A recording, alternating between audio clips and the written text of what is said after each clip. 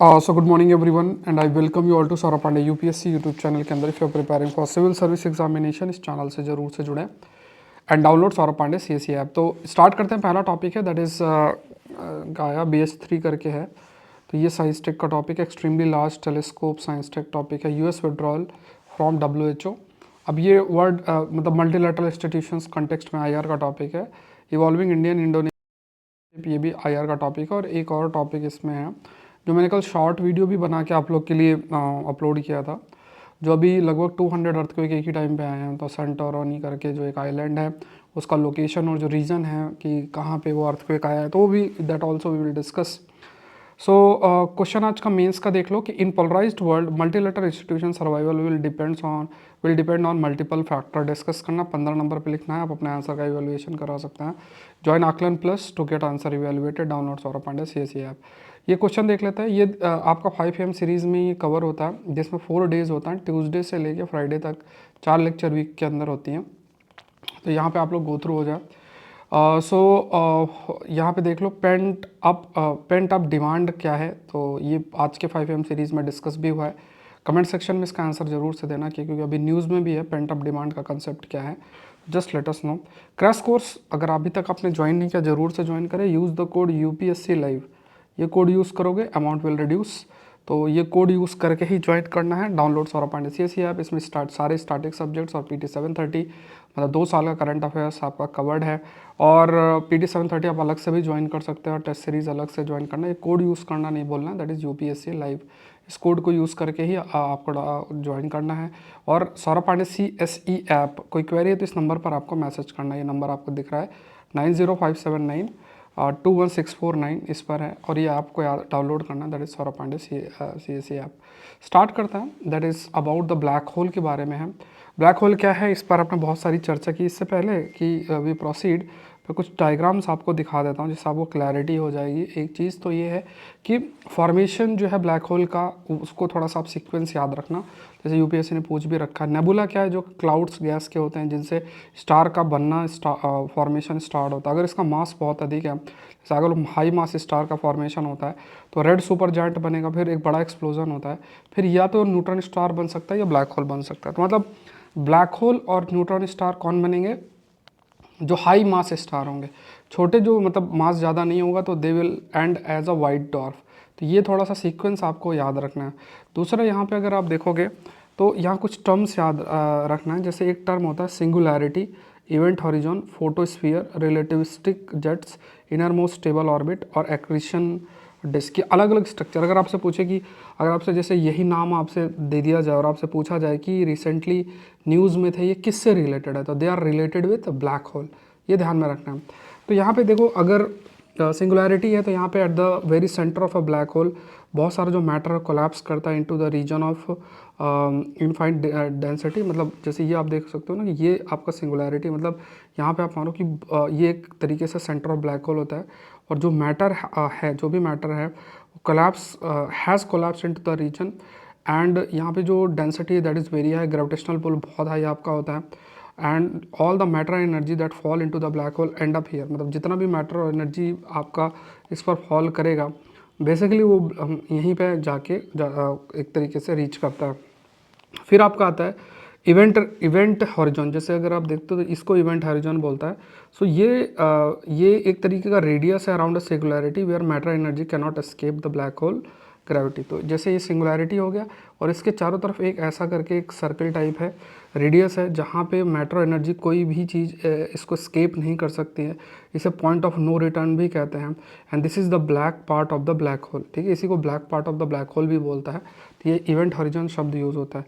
फिर देख लेते हैं कि जो फोटोन स्फीयर एक टर्म यूज़ होता है। तो ब्लैक होल एक बहुत डार्क है, बहुत सारी, but photons are emitted from nearby hot plasma in jets और in accretion disc. Accretion disc आगे देखेंगे। जैसे एक्रीशन डिस्क अगर आप देखोगे तो या देखोगे ना, तो ये एक्रीशन डिस्क है आपका। ठीक है। So this is the accretion, ये जो बाहरी एक्रीशन डिस्क है। सो बहुत सारी जो ऐसे फोटॉन्स होते हैं, है ना, तो पैकेट ऑफ एनर्जी के रूप में जैसे फोटॉन शब्द हम यूज़ करते हैं, तो क्योंकि इस समय यहाँ पे ग्रेविटी नहीं है, ये जो फोटॉन है ये स्ट्रेट लाइन में ट्रैवल कर सकते हैं, बट ये generally outside the event horizon of the black whole वहीं पे आपका ये मूव कर सकते हैं, बिकॉज इवेंट हॉरिजॉन के अंदर ग्रेविटी इतना ज़्यादा होती है कि वी कैन से कि जो आपका मैटर है या एनर्जी है वो कोई भी चीज़ पास नहीं हो सकती। So it is beyond the event horizon, ये ध्यान रखना है। Event is strong enough to bend their path, so we see a bright ring singularity surrounding रफली सर्कुलर डार्क शेडो। तो ये भी है कि मतलब ऑल दो ये जो ग्रेविटेशनल पुल यहाँ बहुत होता है, ये भी इसको अपनी तरफ अट्रैक्ट करता है। तो यहाँ पे ये ज़रूर है कि क्योंकि अगर इसके अंदर तो ये चीज़ हो नहीं सकती, अगर इसके अंदर होता तो ये इसको सरपास नहीं कर पाता, बट इवेंट हॉरिजॉन के बाहर है ये जो आपका फोटोस्फीयर, जैसे ये अगर आप देखोगे ना, ये फोटोन स्फीयर जैसे शब्द यूज़ करता है यहाँ पे, बट ग्रेविटेशनल पुल की वजह से ये थोड़ा सा अट्रैक्टेड और ये सर्कल एक बना देता है, एक सर्कल जो है वो आपका बना रहा है, but it does not surpass event horizon. तो ये टर्म्स याद रखना है। फिर उसके बाद a black hole feeds on stars gas और डस्ट, जो ब्लैक होल का जो एनर्जी आ रहा है वो कहाँ से, स्टार से, गैस या डस्ट से, और इसकी वजह से क्या है कि एक जेट ऑफ पार्टिकल्स प्रोड्यूस होता है, उसे हम रिलेटिविस्टिक जेट्स भी शब्द हम यूज़ करते हैं। फिर एक होता है एक्रीशन डिस्क शब्द यूज़ होता है। So a disc of superheated gas, जैसे अगर देखा जाए तो a disc of superheated, ठीक है, डिस्क ऑफ सुपर हीटेड जो गैस एंड डस्ट की अगर बात किया जाए, सो ठीक है, तो ये एक तरीके से ब्लैक होल के अराउंड है, एट द इमेंस स्पीड तेज़ी से मूव कर रही होती है, और इस ये जो है बहुत अधिक एक्सरे, ऑप्टिकल, इंफ्रारेड और रेडियो वेव्स जनरेट करता है, और यही जो ये सब एमिट होते हैं, इन्हीं को ब्लैक होल के बारे में जानने के लिए जो अलग अलग हमने स्पेस क्राफ्ट और सब छोड़ रखे हैं, बहुत सारे कुछ टेलीस्कोप्स हैं जो कि एक्सरे और ये सब जो जैसे एक्सपोसैट अगर आपको याद हो तो हमने डिस्कस किया था, तो उस चीज़ को ऑब्जर्व किया जाता। तो ये देखो आपसे बिल्कुल ये प्रश्न फ्रेम हो सकता है, ठीक है, आप चाहो तो पूरे यूट्यूब में सर्च कर लेना, इस टाइप से कंटेंट कवर नहीं होगा। तो यहाँ पे देख लेते हैं, यहाँ पे देखो अब हमारा काम आ जाता है थोड़ा सा जो चीज़ हमें जानना चाहिए कि गया BS3 रिसेंटली न्यूज़ में था, तो ये क्या है। सो ये क्या है कि अभी जो गया BS3 है, ये भी एक तरीके से ब्लैक होल है, this is also a black hole, जो कि लोकेटेड कहाँ है, it's located in the outer reaches of the Milky way Galaxy. तो पहली चीज़ तो क्या है कि अगर रिसेंटली गया BS3 है तो BH1, BH2, BS3, तो BH1 पहले ढूंढा गया था, अब BH2 है, फिर अब BS3 है, BS3 सबसे बड़ा है। इट्स अ ब्लैक होल जो बाहरी एकदम मिल्की वे गैलेक्सी के बाहरी उसमें आपका लोकेटेड है, ये है। तो black hole often dub the universe cosmic vacuum cleaner, और ये मतलब वैक्यूम, जैसे वैक्यूम क्लीनर है ना, किसी चीज़ को अगर आप फॉर एग्जांपल जैसे सोफ़ा है, उसमें अगर वैक्यूम क्लीनर ना आप ऐसा लगाओगे तो पूरा डस्ट अपनी तरफ खींच लेगा। तो इसी तरीके से ब्लैक होल भी क्या, बहुत सारा जो स्टार है, डस्ट है, ये गैस है, इन चीज़ों को अपनी तरफ खींचता है। तो एक तरीके से कॉस्मिक वैक्यूम क्लीनर, तो अगर आपसे पूछा जाए कि कॉस्मिक वैक्यूम क्लीनर किसके, ये शब्द किसके लिए यूज़ किया जाता है, तो वो ब्लैक होल के लिए यूज़ किया जा सकता है। सो ब्लैक होल बहुत अधिक ग्रेविटेशनल फील्ड, बहुत स्ट्रॉन्ग ग्रेविटेशनल फील्ड क्रिएट करता है, और यहाँ पे पॉइंट ऑफ नो रिटर्न है, जो मैंने अभी आपको दिखाया है कि point of no return beyond, मतलब अगर वी कैन से कि इवेंट हॉरिजन के अंदर का एरिया है तो उससे तो कोई चीज़ बाहर नहीं निकल सकती। फिर एक्सरे का एमिशन भी होता है और क्वाइट ब्लैक होल्स भी होता है। तो यहाँ पे क्वाइट ब्लैक होल्स लाइक ऐसे ब्लैक होल्स होते हैं जो कि एक्सरे एमिट नहीं करता है, बट स्टिल जो मतलब हम कंक्लूड कर सकते हैं कि हाँ, कि because of the gravitational affect जो नियर बाय स्टार में, क्योंकि ये भी अगर ब्लैक होल है तो बहुत ज़्यादा मास है और बहुत मैटर प्रेजेंट है, इसका ग्रेविटेशनल पुल होगा तो जो आसपास स्टार है उस पर कोई ना कोई इम्पैक्ट डालेगा। तो उस बेसिस पे हम कह सकते हैं कि हाँ ये ब्लैक होल है, बट इसे क्वाइट शब्द क्यों यूज़ करेंगे, बिकॉज कोई भी जो एक्सरे है that will not be emitted, like which do not emit x ray. फिर Gaia BS3 and why it is significant, तो Gaia BS3 is a newly discovered black hole जो मिल्की वे के अंदर है, और किस तरीके से लाइक डिस्कवर किया गया है, तो यहाँ पे मेनली जो आप कह सकते हैं stars rapid orbit around an unseen mass during a data, तो मतलब जेट टेलीस्कोप है, इसके माध्यम से इसको ऑब्जर्व किया गया, और लाइक ये जो टेलीस्कोप है बहुत सारा जो डेटा स्टार से रिलेटेड ये आपका रखता है। इन टेलीस्कोप के बारे में आगे हम डिस्कस करेंगे। तो ये कुछ ब्लैक होल क्यों डिफरेंट है, ये कॉमन सी चीज़ हमने डिस्कस कर रखी है। BH1, BH2, BH3 है, तो इसमें से BH3 सबसे बड़ा है, और BH1 और BH2 स्मॉलर हैं। हाउ मेनी ब्लैक होल्स जो हैं are known to exist in the Milky Way, कितने हैं। What is the future of black hole astronomy. तो मेनली जिस तरीके से बहुत सारे आप देख सकते हो ना कि हम लोग ने एस्ट्रोनॉमिकल इंस्ट्रूमेंट, स्पेस क्राफ्ट, उनके माध्यम से हम सैटेलाइट्स हैं तो टेलीस्कोप्स, उनके माध्यम से we are trying to understand the black hole, x ray emission, infrared emission, बहुत सारे रेडियो वेव्स एमिशंस, जो भी इनको ऑब्जर्व करके we are trying to know about the black hole. तो how do scientist track the movement of stars around the black hole. तो mainly जैसे the light, जो भी लाइट है स्टार से आ रही है उसको एनालाइज करके और उसकी स्पीड को नापते हुए ये कंसिडर किया जाता है कि हाँ इसमें ब्लैक होल प्रेजेंट है कि नहीं। अब जिया टेलीस्कोप की बात करें तो ये यूरोपियन स्पेस एजेंसी ने लॉन्च कर रखा है एंड इसका एम क्या है कि 3 डायमेंशनल मैप क्रिएट करना। मिल्की वे जो गैलेक्सी है ये बहुत सारा जो डेटा है वो उसको कलेक्ट करती है, बिलियंस ऑफ स्टार्स का। और ये लॉन्च आपका दिसंबर 2013 के अंदर किया गया था at the second language point. Comment section में बताओ लैंग्वेज पॉइंट क्या होता है, बहुत बार डिस्कस किया है। ये ऑब्जर्वेशन के माध्यम से हमें जो ये भी जानकारी मिलती है कि गैलेक्सीज जो हैं उनका किस तरीके से फॉर्मेशन हुआ, उनका इवोल्यूशन हुआ, उसके बारे में जानकारी जो है मिलती है। तो इसी टेलीस्कोप्स के माध्यम से हमें BH3 गया, BH3 जो कि एक ब्लैक होल है उसके बारे में हमें जानकारी मिली। दूसरा अगर आप इसमें रीड करोगे तो एक टर्म और मेंशन्ड है, वो है दैट इज़ लामोस्ट। ठीक है, लामोस्ट क्या है, ये large sky area multipurpose fibre spectroscopic telescope है और इसका काम भी यही है, जो भी यूनिवर्स के अंदर डिफरेंट ऑब्जेक्ट्स हैं उनको स्टडी करना। एंड ये चाइना में लोकेटेड है, इसका भी महत्वपूर्ण रोल है पूरा जो रिसर्च है, एस्ट्रोनॉमिकल रिसर्च है उसके कंटेक्स्ट में, और ये मिल्की वे की स्टडी के लिए भी काफ़ी आपका हेल्पफुल है। और ये लगभग 2012 से ये जो पूरा टेलीस्कोप है ये आपका ऑपरेशनल है। Let's move to the next, that is piercing eye in the desert. तो ये एक एक्सट्रीमली लार्ज टेलीस्कोप है, तो ये भी बहुत इंपॉर्टेंट है। तो यहाँ पे देख लेते हैं एक्सट्रीमली लार्ज जो टेलीस्कोप है। सो ये क्या है कि मोस्ट एडवांस्ड एस्ट्रोनॉमिकल ऑब्जर्वेटरी है, बनाई गई है, लगभग 60% आपका कंप्लीट हो चुका है। ये फैक्ट आपको याद रखना है। मेनली यूरोपियन सदर्न ऑब्जर्वेटरी के माध्यम से इसके द्वारा मैनेज किया जा रहा है। फर्स्ट साइंटिफिक ऑब्जर्वेशन जो है बाय 2028 से स्टार्ट कर देगा। इसका एम मेनली क्या है कि जो भी एक्सो प्लैनेट्स हैं, मतलब हमारे सोलर सिस्टम के बियॉन्ड जो प्लैनेट्स हैं, जो स्टार्स उसके अराउंड जो दूसरे प्लैनेट्स चक्कर लगा रहे हैं, उसको उस पर लाइफ प्रेजेंट है कि नहीं प्रेजेंट है। और ये कहाँ पे है, ये एटाकामा डेजर्ट ऑफ नदर्न चिले वहाँ पे लोकेटेड है। कौन से हिल में, एरामाजोन्स हिल्स में जो है ये आपका लोकेटेड है। तो टेलीस्कोप की अगर बात करें, it will feature a primary mirror composed of 798। इसको काफ़ी सारे मिरर्स होंगे और स्ट्रक्चर तो कोई नहीं पूछेगा, बट हाँ बेसिक फैक्ट आप ज़रूर से याद रखो कि किसके द्वारा मैनेज किया जाता है, दूसरा कंस्ट्रक्शन कहाँ इसका किया जाता है, और दूसरा, ठीक है, तो ये एक चीज़ याद रखना है। ठीक है, ये कुछ पॉइंट्स आपको ध्यान में रखना है।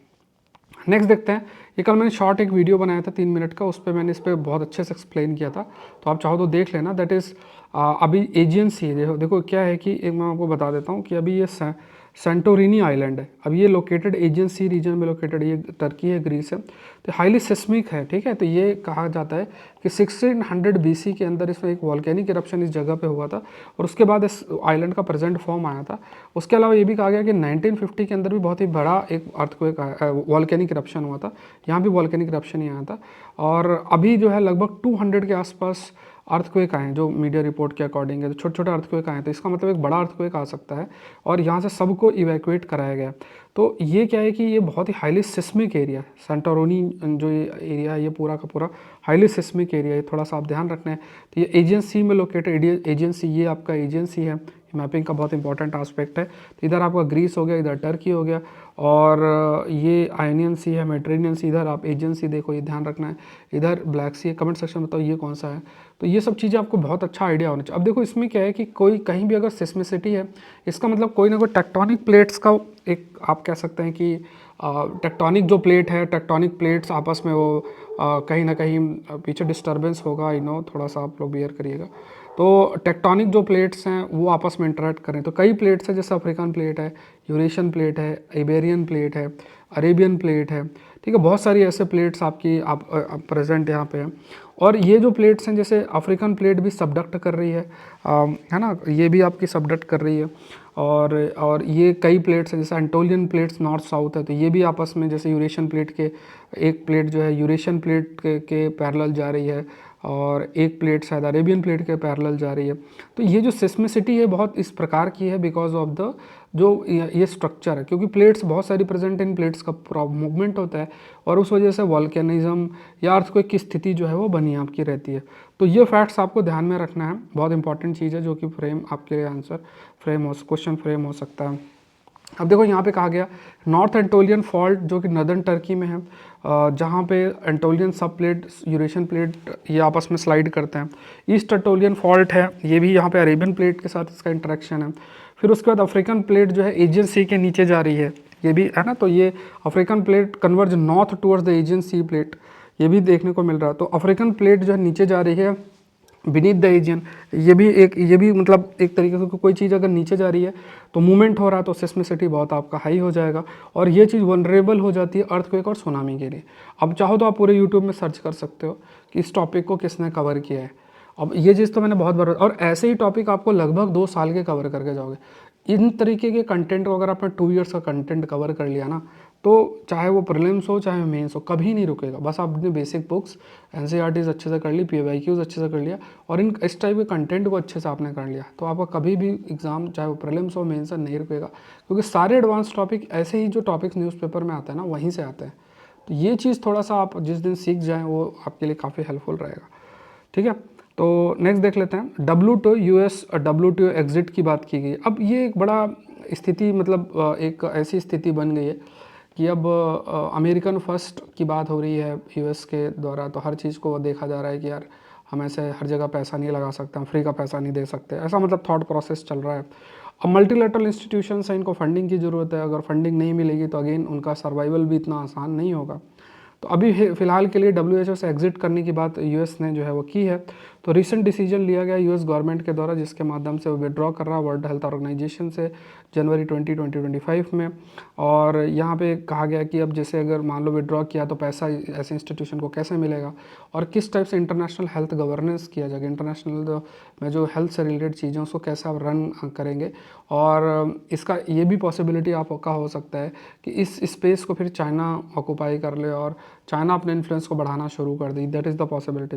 फंडिंग की अगर बात करते हैं एक तो असेस्ड कंट्रीब्यूशन होता है और एक वॉलंटरी कंट्रीब्यूशन होता है। असेस्ड कंट्रीब्यूशन होता है कि ये एनुअल फाइनेंशियल कमिटमेंट है मेंबर जो WHO के मेंबर होंगे उनके द्वारा किया जाता है।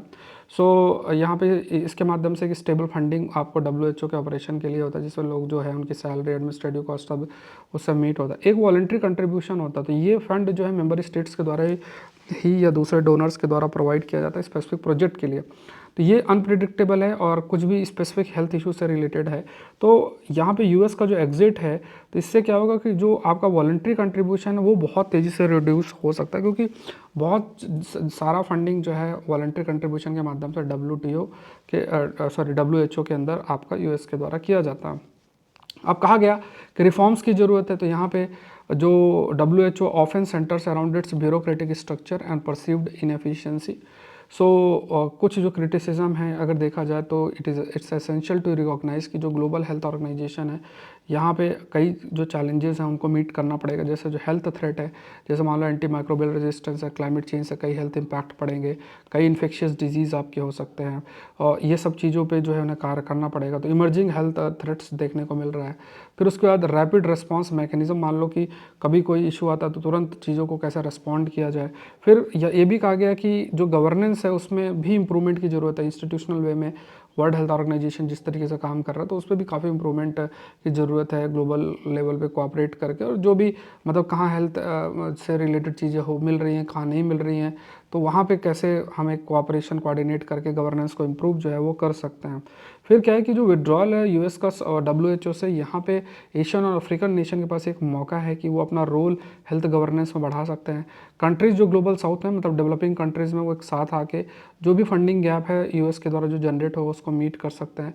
इवन जो ब्रिक्स जैसी जो संस्था मतलब ये जो ग्रुपिंग है ये भी एक रोल प्ले कर सकते हैं। मतलब अगर WHO से US ने विड्रॉ किया तो उस स्पेस को ये जो देश हैं ये फिल कर सकते हैं और इससे इनका जो इन्फ्लुएंस जो है इंक्रीज़ होगा और US का इन्फ्लुएंस वर्ल्ड लेवल पे आपका कहीं ना कहीं रिड्यूस होगा।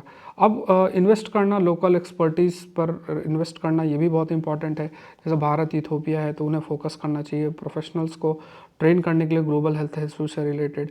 तो यहाँ पे सिर्फ ऐसा नहीं है कि लाइक आप लाइक वी कैन से कि यहाँ पे हम सिर्फ मतलब फाइनेंशियल एड की बात करें, और भी चीज़ें हैं, टेक्निकल एक्सपर्टीज़ को डेवलप करना, और तभी जो हेल्थ इंप्रूवमेंट आप कर सकते हो। क्योंकि देखो टेक्निकल एक्सपर्टीज़ के बिना चीज़ें नहीं हो सकती, क्योंकि हेल्थ से रिलेटेड आपको एक वैक्सीन भी चाहिए, वैक्सीन से रिलेटेड आपको टेक्निकल एक्सपर्टीज़ चाहिए, डिजीज़ सर्विलियंस, मॉनिटरिंग, नई दवाइयाँ बनना, उसका डिस्ट्रीब्यूशन, प्लस लॉ किस तरीके से होंगे, सेट ऑफ स्टैंडर्ड लॉ जो हम फ्रेम कर सकते हैं जो कि गवर्न करें हेल्थ से रिलेटेड चीज़ों को। इंस्टीट्यूशनल डेवलपमेंट की बात किया जाए, सो प्रीमियर इंस्टीट्यूशंस हेल्थ के लिए, हेल्थ ट्रेनिंग के लिए जो है वो सेटअप किया जा सकता है ग्लोबल साउथ में। तो क्योंकि इससे क्या होगा कि जो हेल्थ प्रोफेशनल्स हैं वो आ सकते हैं और वो काम कर सकते हैं ग्लोबल लेवल पे। फ्यूचर देखा जाए तो यहाँ पे डिसेंट्रलाइजेशन ऑफ ऑपरेशन हो सकता है, तो डिसेंट्रलाइज्ड WHO ऑपरेशन हो सकता है। तो यहाँ पे फॉर एग्जांपल कि ऐसा नहीं कि सब सेंट्रलाइज्ड वे में WHO के हेडक्वार्टर से हो रहा है,